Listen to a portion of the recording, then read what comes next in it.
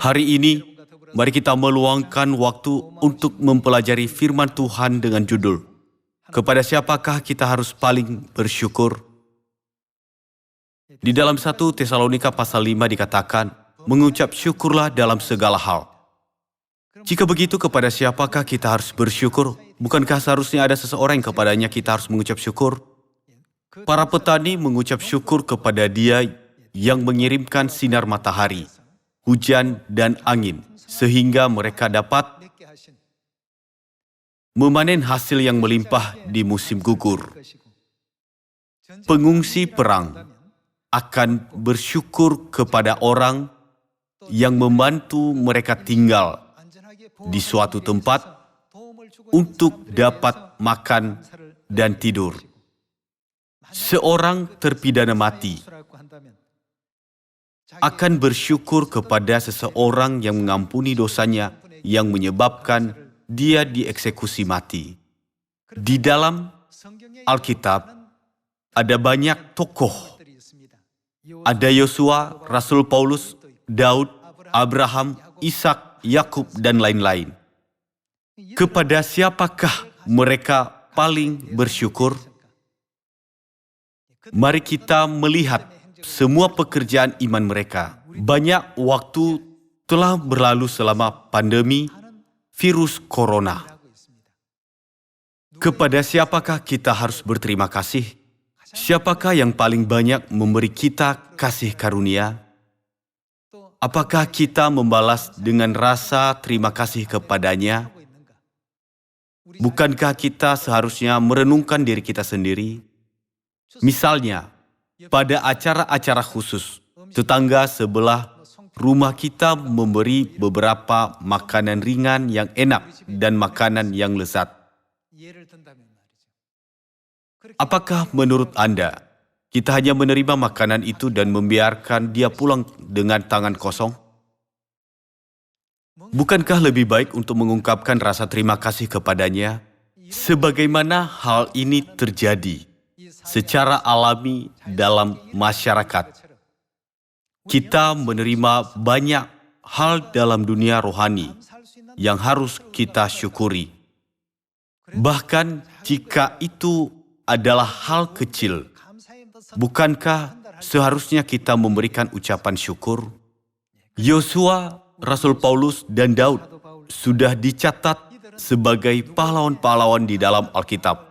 Kepada siapakah mereka selalu bersyukur selama mereka menjalani hidup? Dan dalam keadaan apa mereka mengucap syukur dan memuliakan Tuhan? Mari kita mencari tahu dengan membaca Yosua pasal 1. Yosua pasal 1 ayat 1 kita baca. Sesudah Musa hamba Tuhan itu mati, berfirmanlah Tuhan kepada Yosua bin Nun, abdi Musa itu demikian. Hambaku Musa telah mati, sebab itu bersiaplah sekarang, seberangilah sungai Yordan ini, engkau dan seluruh bangsa ini, menuju negeri yang akan kuberikan kepada mereka, kepada orang Israel itu. Setiap tempat yang akan diinjak oleh telapak kakimu kuberikan kepada kamu, seperti yang telah kujanjikan kepada Musa. Setelah Musa meninggal, Tuhan memberkati orang Israel dengan cara ini. Mari kita lanjutkan dengan ayat 4. Dari padang gurun dan gunung Libanon yang sebelah sana itu sampai ke sungai besar, yakni sungai Efrat, seluruh tanah orang Het sampai ke laut besar di sebelah matahari terbenam, semuanya itu akan menjadi daerahmu. Sampai saat itu, orang Israel tidak pernah memiliki wilayah sendiri. Mereka diperbudak di Mesir sepanjang hidup mereka. Dan sekarang mereka berangkat ke Kanaan, ke negeri yang berlimpah susu dan madu yang dijanjikan Tuhan. Musa meninggal di Gunung Nebo, dan berkat apa yang akan diberikan Tuhan kepada Yosua sebagai pengganti Musa. Mari kita baca ayat 5. Seorang pun tidak akan dapat bertahan menghadapi engkau seumur hidupmu, seperti aku menyertai Musa. Demikianlah aku akan menyertai engkau. Aku tidak akan membiarkan engkau dan tidak akan meninggalkan engkau. Kuatkan dan teguhkanlah hatimu. Sampai waktu itu, Yosua hanya berperan membantu Musa. Tentu saja, ketika Tuhan mempercayakan tugas yang begitu penting kepadanya, dia pasti bersuka cita, tetapi juga takut pada saat yang bersamaan. Bagaimana aku bisa memimpin semua orang ini ke Kanaan, negeri yang berlimpah susu dan madunya? Perang tidak akan terhindarkan ketika kita memasuki Kanaan. Bagaimana aku bisa memenangkan perang dengan mereka? Sebagai seorang pemimpin, ada banyak hal yang harus diperhatikan. Dia mempunyai iman yang cukup berani sehingga mengatakan mereka akan kita telan habis. Tetapi di sisi lain, dia juga memiliki hati yang takut. Karena itu, Tuhan terus berkata kepadanya, kuatkan dan teguhkanlah hatimu. Juga Tuhan berkata kepadanya, aku tidak akan meninggalkanmu. Aku akan menolongmu. Pada akhirnya, orang Israel memperoleh tanah Kanaan yang berlimpah susu dan madu dari Tuhan. Meskipun dulunya mereka belum pernah memiliki sebidang kecil tanah. Saat Yosua terus menang dalam pertempuran penaklukan, dia benar-benar yakin bahwa Tuhan membantu mereka. Mari kita lihat Yosua yang meyakini hal itu. Tolong buka Yosua pasal 10. Yosua pasal 10 ayat 12 kita baca. Lalu Yosua berbicara kepada Tuhan pada hari Tuhan menyerahkan orang Amori itu kepada orang Israel. Ia berkata di hadapan orang Israel, matahari, berhentilah di atas Gibeon, dan engkau bulan di atas lembah Ayalon. Maka berhentilah matahari dan bulan pun tidak bergerak sampai bangsa itu membalaskan dendamnya kepada musuhnya. Bukankah hal itu telah tertulis dalam kitab orang jujur? Matahari tidak bergerak di tengah langit dan lambat-lambat terbenam kira-kira sehari penuh. Belum pernah ada hari seperti itu, baik dahulu maupun kemudian, bahwa Tuhan mendengarkan permohonan seorang manusia secara demikian. Sebab yang berperang untuk orang Israel ialah Tuhan. Orang Israel mengalami kisah yang menakjubkan ketika matahari berhenti di atas Gibeon dan bulan berhenti di lembah Ayalon. Saat mereka berjalan menuju tanah Kanaan, tanah yang berlimpah susu dan madu. Apakah ada orang yang memiliki kekuatan untuk menghentikan matahari atau benda-benda langit lainnya? Ini adalah sesuatu yang tidak dapat dilakukan oleh siapapun. Tetapi Tuhan berjanji dan berkata, aku akan memberikan kepadamu setiap tempat yang akan diinjak telapak kakimu. Dari Yosua pasal 1 ayat 1, Tuhan terus berkata kepada Yosua, kuatkan dan teguhkanlah hatimu, aku menyertai kamu, aku menolong kamu. Yosua mengalami firman Tuhan itu sedang digenapi baginya. Jika Anda pergi ke kerajaan surga dan bertanya kepada Yosua, kepada siapa Anda paling bersyukur? Tanpa ragu-ragu Yosua akan berkata, aku paling bersyukur kepada Tuhan. Apakah pekerjaan yang luar biasa ini bisa diselesaikan tanpa bantuan Tuhan? Tuhan memperhatikan segala hal, bahkan hal yang terkecil pun. Jika matahari terbenam dan malam datang lebih awal, pertempuran melawan orang Amori bisa sangat merugikan Israel. Tuhan berkata, matahari tidak bergerak di tengah langit dan lambat-lambat terbenam kira-kira sehari penuh. Tuhan menghentikan matahari dan bulan agar tidak bergerak sampai bangsa Israel benar-benar menang. Begitu keajaiban yang seperti ini terjadi, bukan hanya Yosua tetapi juga seluruh orang Israel mengucap syukur kepada Tuhan dan memuliakannya. Saudara-saudari, ketika Anda bertemu Yosua, coba menanyakan kepadanya, kepada siapa kamu paling bersyukur?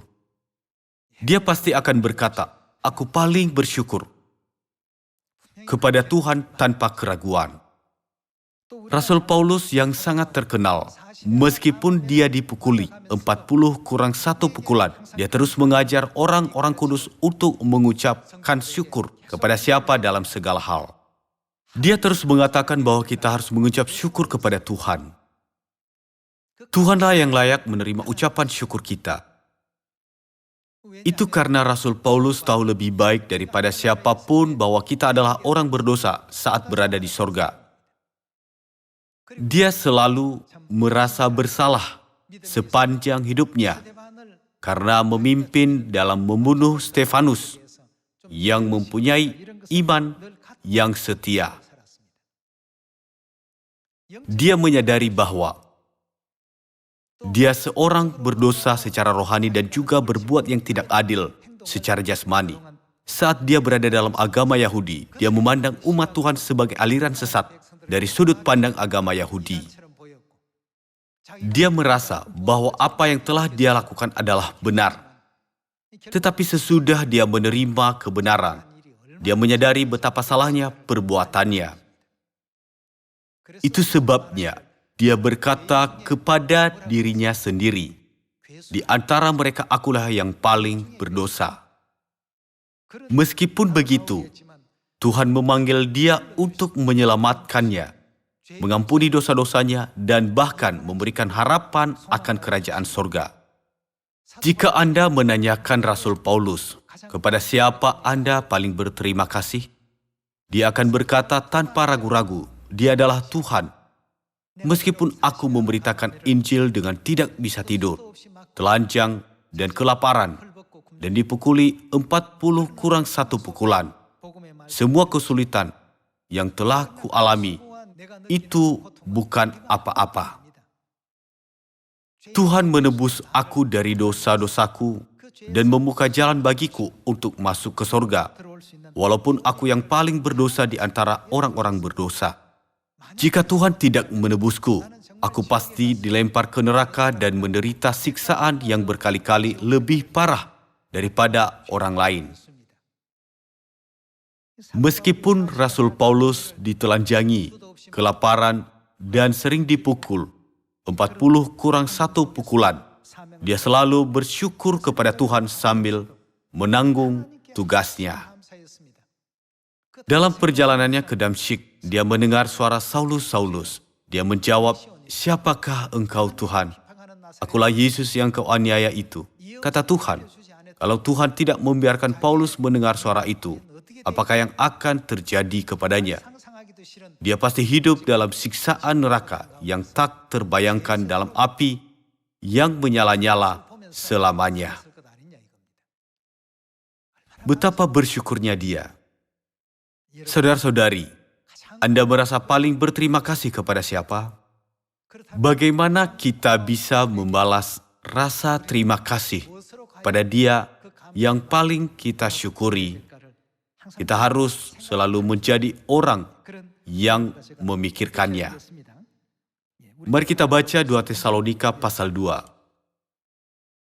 Pasal 2 ayat 13 kita baca, "Akan tetapi kami harus selalu mengucap syukur kepada Allah karena kamu, saudara-saudara yang dikasihi Tuhan, sebab Allah dari mulanya telah memilih kamu untuk diselamatkan dalam roh yang menguruskan kamu dan dalam kebenaran yang kamu percayai. Untuk itulah Ia telah memanggil kamu oleh Injil yang kami beritakan, sehingga kamu boleh memperoleh kemuliaan Yesus Kristus Tuhan kita." Agar kita dapat berbagi dalam kemuliaan Yesus Kristus. Tuhan telah memilih kita dari semula dan memanggil kita kepada kebenaran. Jadi bukankah kita harus mengucap syukur kepada Tuhan lebih banyak daripada semua orang di bumi? Namun, bukannya bersyukur kepada Tuhan, kita malah menggerutu dan mengeluh atas sesuatu yang sepele sambil berkata, "Mengapa Tuhan memberi sedikit kepada saya, tetapi memberi banyak kepada orang lain? Mengapa engkau memberi saya kesulitan seperti itu, tetapi memberi orang lain kehidupan yang nyaman?"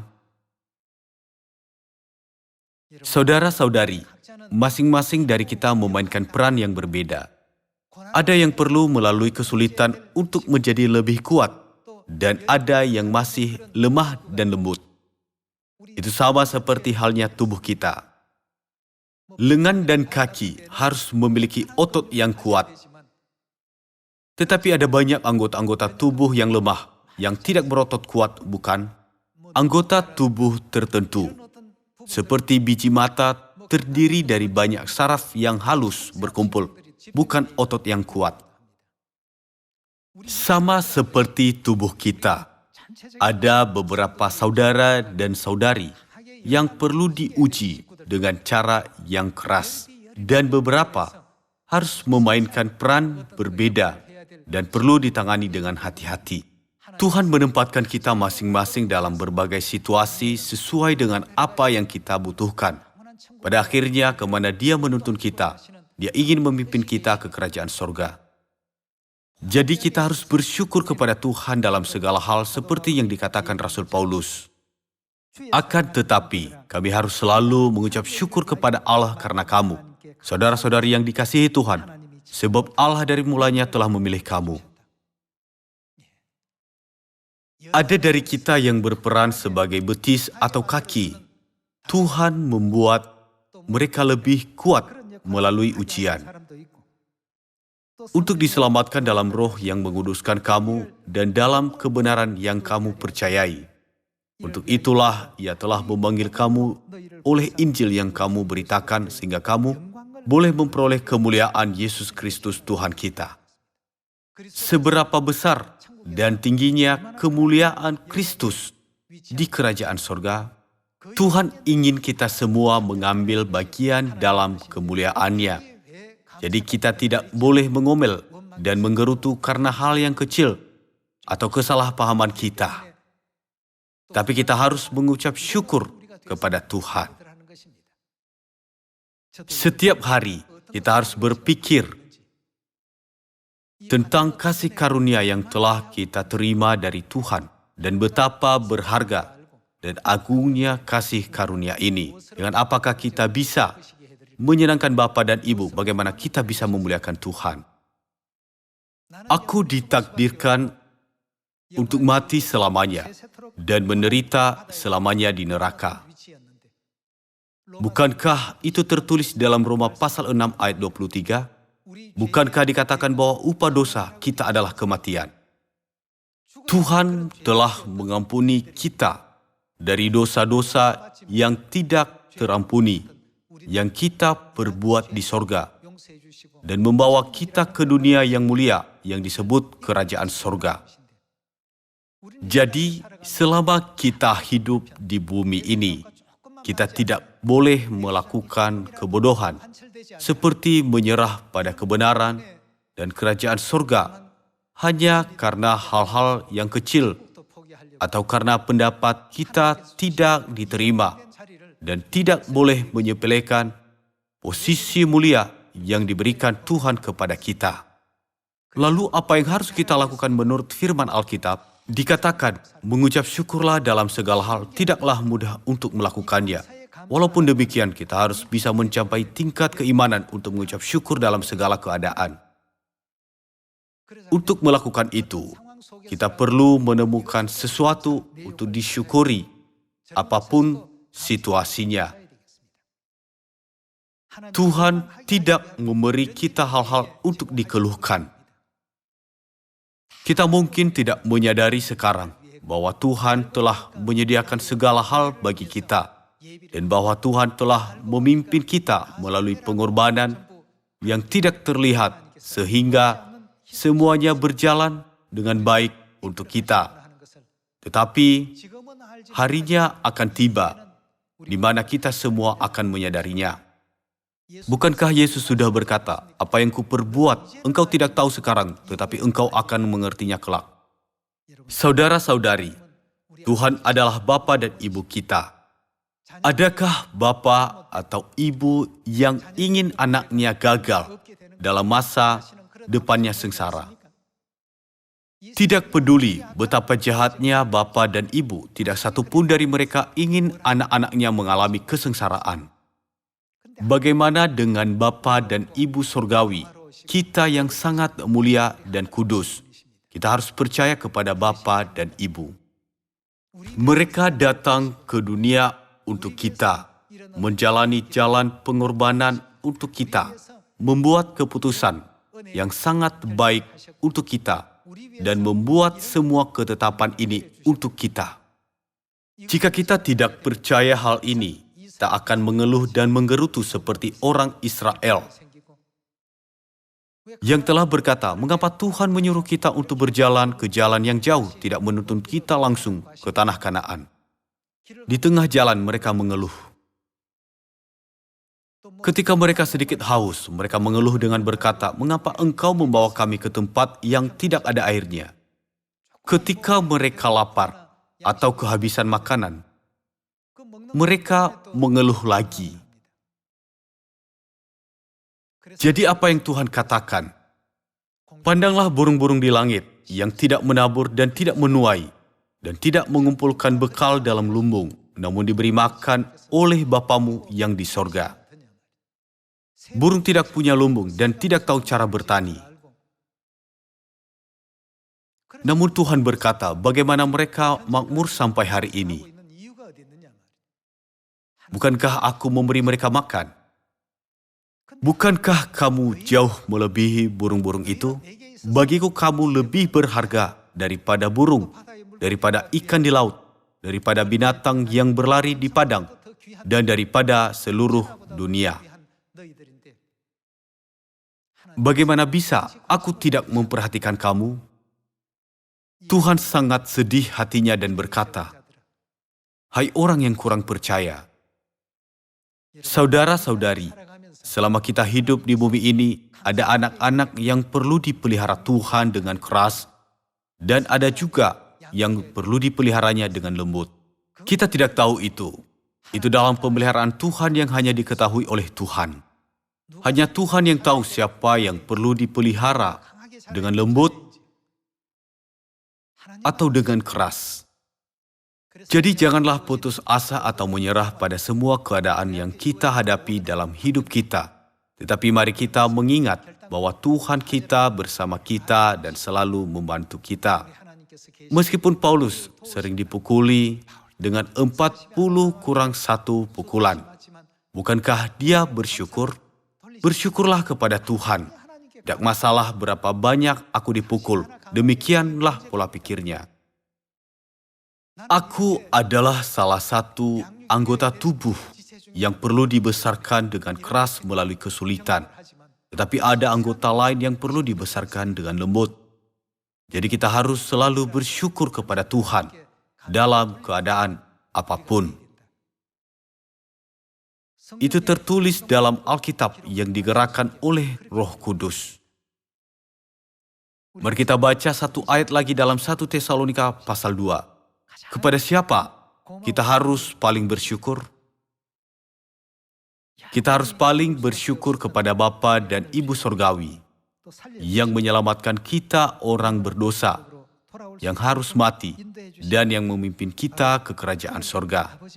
Ketika Anda melihat dengan sudut pandang rohani, semua hal yang terjadi dan semua orang di sekitar kita adalah orang yang diutus oleh Tuhan kepada kita untuk membantu kita.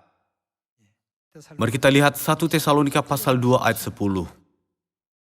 Kamu adalah saksi, demikian juga Allah, betapa saleh, adil, dan tak bercacatnya kami berlaku di antara kamu yang percaya.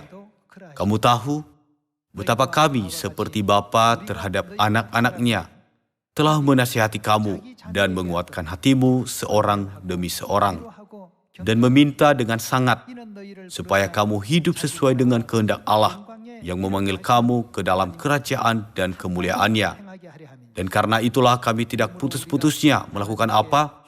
Mengucap syukur juga pada Allah, sebab kamu telah menerima firman Allah yang kami beritakan itu, bukan sebagai perkataan manusia, tetapi dan memang sungguh-sungguh demikian sebagai firman Allah.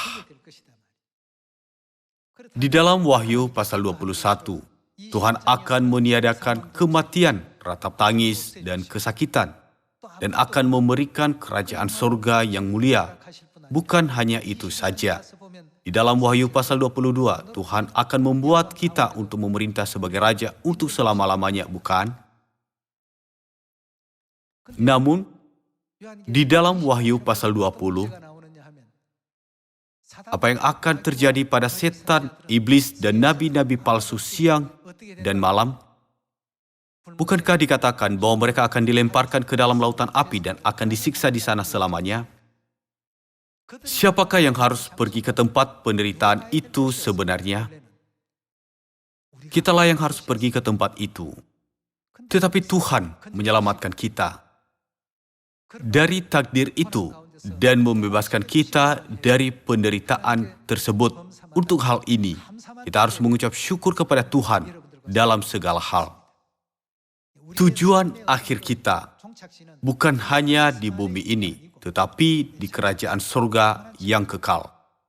Mari kita lebih banyak bersyukur kepada Tuhan selama hidup di bumi ini, sehingga kita bisa masuk ke dalam kerajaan surga dengan aman. Selama hidup di bumi ini, akan ada banyak ketidaknyamanan dan akan banyak hal yang tidak berjalan seperti keinginan kita. Tetapi pada akhirnya, tidaklah berbeda antara orang yang tidak mencapai apa yang dia inginkan di bumi ini dan orang yang mencapainya, atau orang yang mencapainya sepenuhnya atau sebagian setelah melalui sedikit kesulitan. Apapun keadaannya, apapun prosesnya, pada akhirnya kemana kita akan pergi? Kita semua akan ada di kerajaan surga. Berharap bahwa kita akan selalu mengucap syukur dan memanjatkan kemuliaan abadi kepada Bapa dan Ibu Surgawi yang telah memberikan kita kasih karunia ini. Saya mengakhiri khotbah ini. Terima kasih.